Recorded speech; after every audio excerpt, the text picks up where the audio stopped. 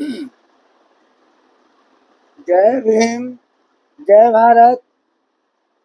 मैं महंत माझी सशक्त भारत चैनल पर इंजीनियर हरिकेश्वर बाबू के साथ हम लोग चुनावी माहौल में बराबर बातचीत कर रहे हैं और जो भी दर्शकों के लिए, वोटरों के लिए, अपने समाज के लिए ज़रूरत की बात है उसको हम लोग पहुंचाने की कोशिश करते हैं, जागृत करते हैं। अभी जो है बहुत ये चल रहा है कि आरक्षण जो दिया गया है उसको समाप्त कर दिया जाएगा, ऐसा अमित शाह का कहना है जैसा कि चल रहा है।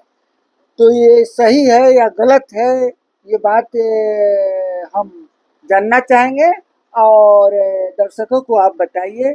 इंजीनियर हरिप्रसाद बाबू से हम ये सवाल रखते हैं, आप उसको बताइए। तेलंगाना के एक सभा का एक वीडियो वायरल हो रहा है, पूरी तरह से वायरल है, चारों बगलू चल रहा है। और उसमें ये जो अमित शाह हैं उनके द्वारा किया गया है कि SC ST OBC का जो आरक्षण है, इस आरक्षण को हम समाप्त करेंगे। और इस तरह से पूरा ही वायरल हो रहा है कि नहीं, हमारी सरकार आई, हमको 400 आया तो हम मान लेंगे पूरी तरह से सरकार मान लेंगे आरक्षण को जो है ना, जो गैर संवैधानिक आरक्षण है उसको हम खत्म करेंगे। तो इस तरह का पूरा चर्चा में आया, चारों बगल वायरल हो गए, चारों बगल इतना ज्यादा चिटा गया कि समझिए कि यही मुख्य मुद्दा होता है, जिन्हें देखे जिधर जाए उधर उधर यही दिखलाई दे रहा है।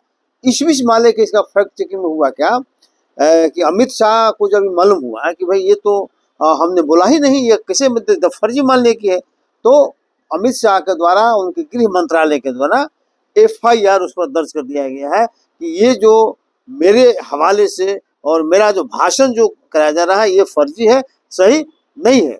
और इसलिए उस पर कार्रवाई के लिए और उन्होंने FIR तो किया ही है, उसके अलावा फेसबुक, ट्विटर और जहाँ जहाँ मान लीजिए कि यहाँ से हुआ है तो वो कहा गया कि किसने इसको वायरल किया, सबसे पहला इस पोस्ट को किसने डाला ये हमको बताया जाए।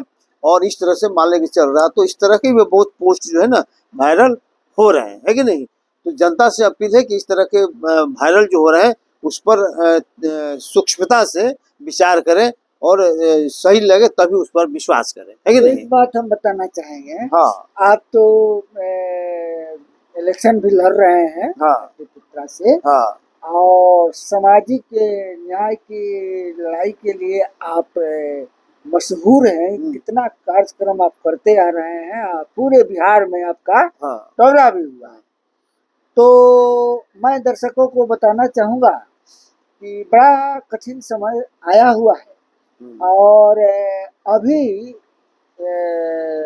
11 सदस्यीय बेंच एक बना हुआ है जो कल ही सुनवाई करने जा रही है।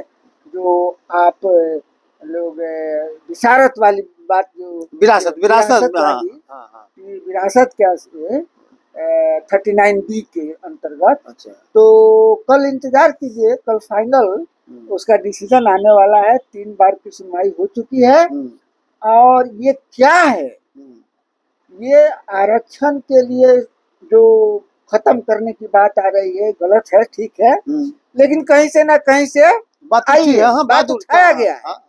तो उसी तरह से जो संविधान में ये प्रावधान किया गया है कि जो कमजोर वर्ग है, स्पेशली शेड्यूल ट्राइब्स के, उसके संवर्धन के लिए आर्थिक रूप से, सामाजिक रूप से और राजनीतिक रूप से माने इसको अभिवर्धन करने के लिए, वृद्धि करने के लिए सरकार को यानी स्टेट को कदम उठाना चाहिए। और इसके लिए फंड कहाँ से क्रिएट होगा समुदाय, वो 39 के अंतर्गत दिया गया है, उसी को चैलेंज हुआ है। और ये अब जो डिसीजन आने वाला है 2 पॉइंट पर, ये कहना है कोर्ट का, हम उसका स्थिति सुने हैं। कोर्ट का कहना है कि क्या कंपनियों का और ये जो विरासत वाले का जो ये आता है सामुदायिक, वो उनके संपत्ति को सामुदायिक माना जा सकता है, मानना चाहिए। है, इस पर सुनवाई होना है ना।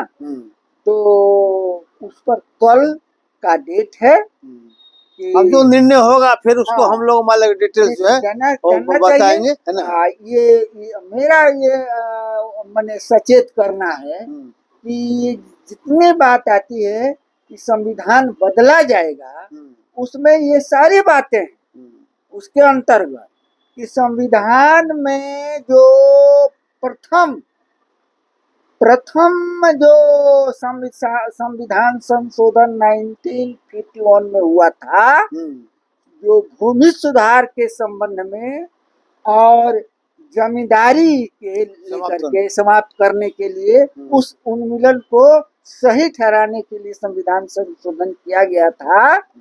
इन लोगों को मौलिक अधिकार में जो दिया गया था 31 वो संशोधन हुआ है। उसको ही लोग फिर से लाना, उसी तरह से जो दिया गया है डायरेक्टिव प्रिंसिपल में, उसको इनवैलिड करने के लिए बात चल रही है। और कुछ नहीं, तो हम अब तो कोर्ट निर्णय क्या करता है नहीं करता उस पर लोग बाद में निर्णय करें। ठीक।